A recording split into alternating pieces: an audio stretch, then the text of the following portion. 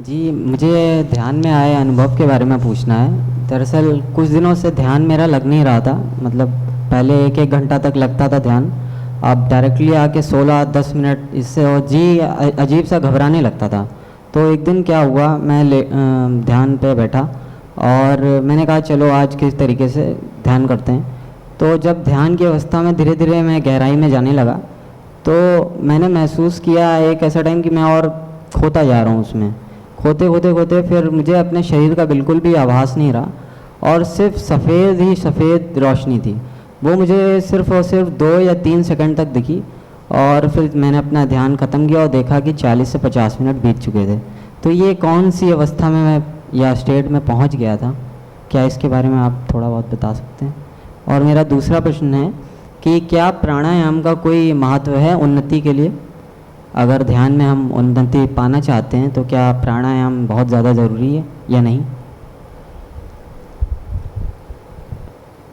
पहली चीज़ इन्होंने पूछी है ध्यान का अनुभव, रोशनी का अनुभव या इन चीज़ों का अनुभव, ये क्या है?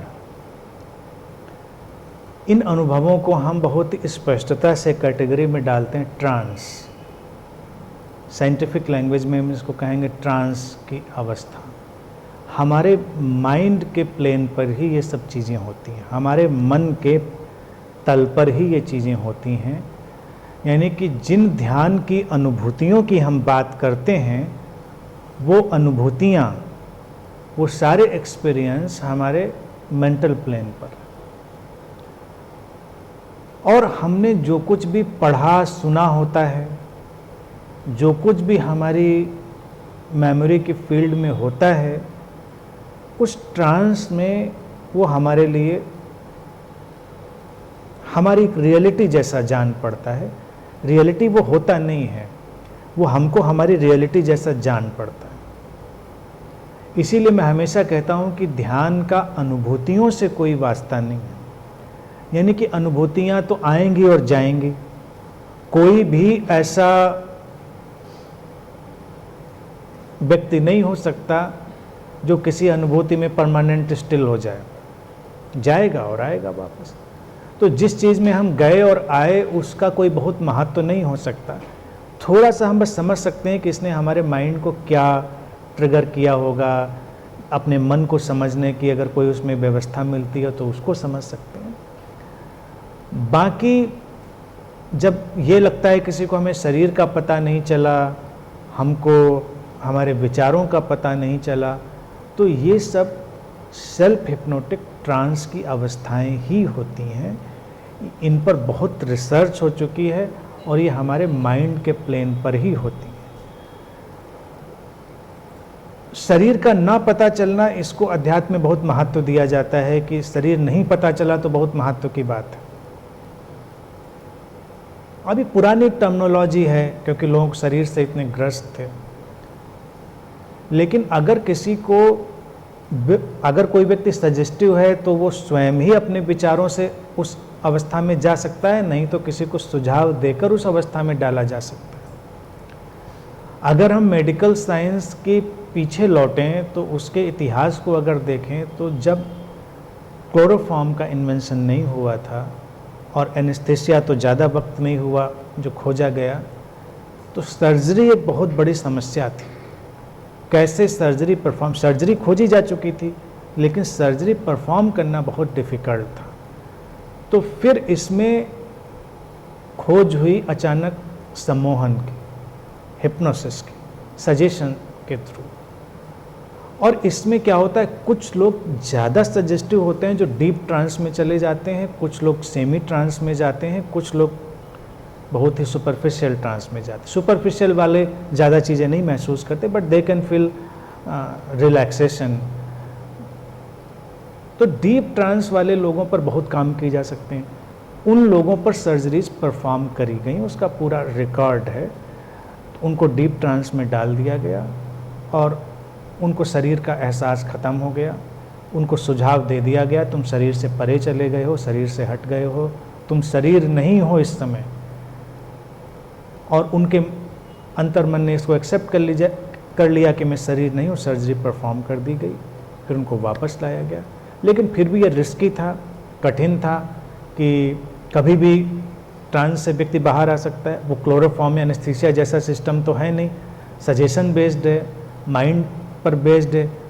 तो हिप्नोसिस में भी अब तो देखिए साइकेट्री डिपार्टमेंट का ही वो हिस्सा है, हिप्नोसिस सिखाया जाता है। तो व्यक्ति की अपनी विलिंगनेस है तभी वो जाता है, अगर विलिंगनेस नहीं है तो कभी भी बाहर आ सकता है। तो सर्जरी परफॉर्म हो रही है, अचानक उसको लगा कि अरे ये क्या हो रहा है और वो बाहर आ गया, तो वो उस समय मुश्किल खड़ी हो जाएगी, फिर उसको डालना मुश्किल होगा। तो ये जो अशरीरी अवस्था है इसका बड़ा रिकॉर्ड रहा है, किया गया है। अध्यात्म में चूंकि इसको बहुत महत्व दिया गया है कि हमें शरीर का भान खत्म हो गया, तो अगर हमारा मन उन सुझावों को ले लेता है ध्यान में, ट्रांस में, तो ऐसा एहसास हो सकता है। बस ठीक है, बस इसका इतना ही मतलब है कि थोड़ी देर के लिए हम रिलैक्स हो जाएंगे, शरीर का जो भार है ख़त्म होगा, शरीर के जो टेंशन एंजाइटी वो ख़त्म होंगे। यही विचारों पर भी है। विचार बस एक ऐसा जगत है, जैसे हम हवा में सांस लेते हैं, ऐसे ही थॉट एटमॉस्फेयर में हमेशा कहते हैं वो आ रहे हैं जा रहे हैं। तो ध्यान में विचार शून्यता को भी बड़ा महत्व दिया गया है। लोग कहेंगे विचार, अब कोई इस पहले तो इस विचार को एक्सेप्ट करता है कि विचार शून्यता की स्टेज होती है, नंबर 1, और फिर वो रिलैक्स हो रहा है ध्यान में, धीरे धीरे अपनी सांसों पर या किसी प्रोसेस पे जा रहा है और रिलैक्स होकर, और उसके अंदर ये बात भी है कि विचार ध्यान में नहीं होने चाहिए, कम होने चाहिए। तो अचानक जब वो ट्रांस में स्लिप करेगा, विचार उसको लगेगा रुक गए, लेकिन ये जान रहा है ये विचार कायम है, क्योंकि तभी बाद में रिपोर्ट करना पॉसिबल होता है कि विचार नहीं थे।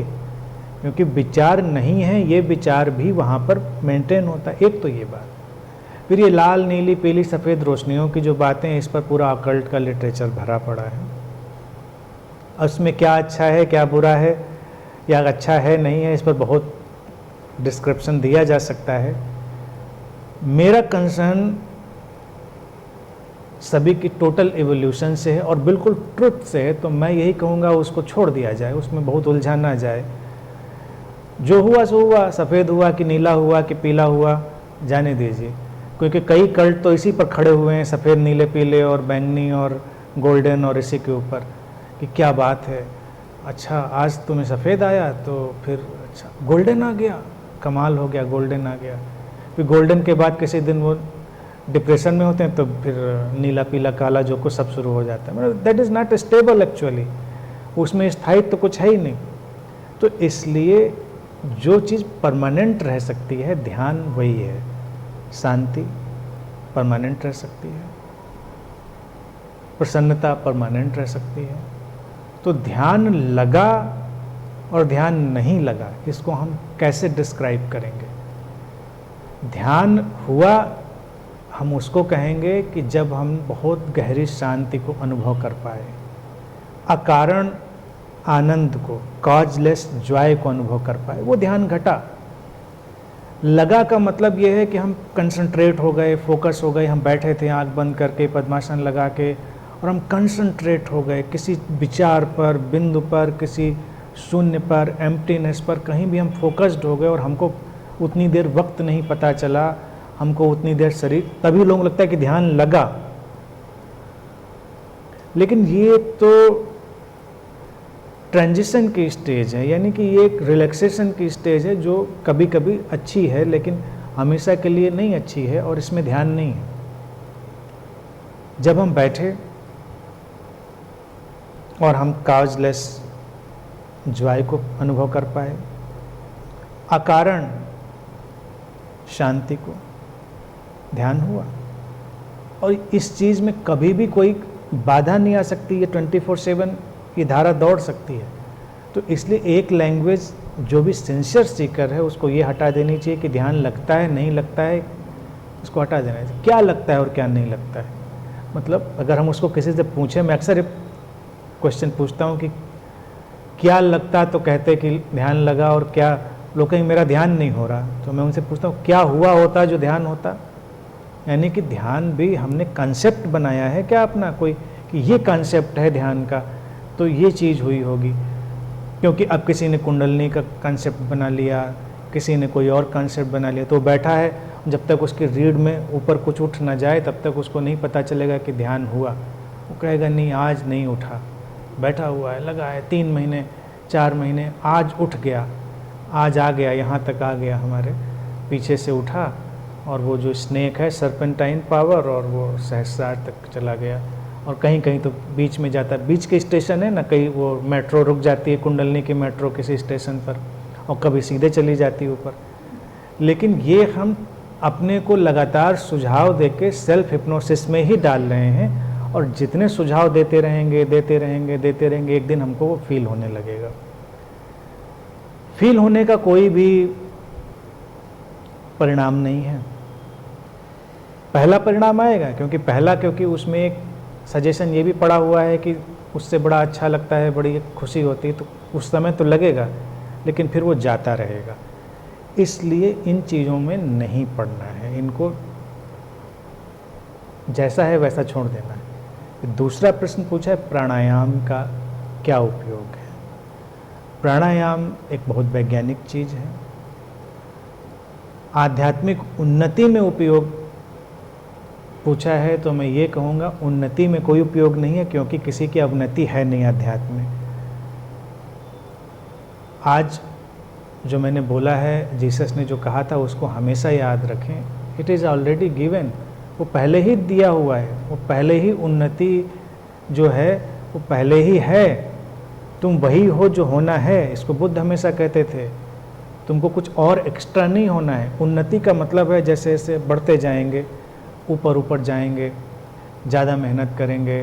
अब कोई मसल्स बनाने जैसा तो है नहीं कि जिम में जाके ज़्यादा मसल्स बन गए, spiritual muscles, they are not spiritual muscles. तो उन्नति नहीं है। लेकिन प्राणायाम बायोरिदमिक एक्सरसाइज है, ब्रीदिंग पर बेस्ड एक टेक्नोलॉजी है जिसकी खोज करी भारत में योग ने, और वो आपके शरीर मन को स्वस्थ बनाता है, हेल्दी बनाता है। और जब शरीर मन ज़्यादा हेल्दी होता है, चैनलाइज्ड होता है, तो जो बाधाएं हैं वो कम अनुभव में आती हैं। हमको जो अपने स्वभाव की शांति है, स्वभाव की प्रसन्नता है, वो ज़्यादा पता चलती है। तो इसलिए वो हेल्पफुल है। लेकिन ये नहीं है कि उसको करने से कुछ एक्स्ट्रा बेनिफिट मिलेगा, स्पिरिचुअल उन्नति का बेनिफिट मिलेगा। यानी कि कोई 10 साल से प्राणायाम कर रहा है तो बहुत बड़ा योगी हो गया है, और हमने अभी हफ्ते भर से प्राणायाम शुरू किया है तो मैं अभी बच्चा योगी हूँ, ऐसा कुछ भी नहीं है। अगर मैं ऑलरेडी अपनी पीस में इस्टेब्लिश्ड हूँ, अपनी हैप्पीनेस में इस्टेब्लिश्ड हूँ, तो आई एम योगी। योगी मतलब जो जुड़ा हुआ है source, connected with the source, वो योगी है। योग का अर्थ ही ये होता है द कनेक्शन, जोड़। अब वो ज़्यादा एक्सरसाइज करके, अब योगी तो वही लगेगा जो स्टेज पे खड़े होके पेट वेट खूब चलाए, तो आपको लगेगा ये है, हम तो नहीं चला पा रहे हैं। आप भी चला लेंगे थोड़ी प्रैक्टिस में, लेकिन इससे कुछ बनेगा बिगड़ेगा नहीं। अच्छा, अगर आते आते कमज़ोर हुई, हार्निया की प्रॉब्लम हुई आपकी, तो आते उलझ भी सकती हैं आपकी। कई लोगों की उलझ गई इसी चक्कर में, उनको लगा ये वाली एक्सरसाइज बहुत अच्छी है आते चलाने वाली, और मयूरासन करने की एक्सरसाइज बहुत अच्छी है, तो उस तरह से फंस गए। तो उन सब चक्करों में नहीं पड़िए, एट ईज रहिए, जो ठीक लगे वो करिए।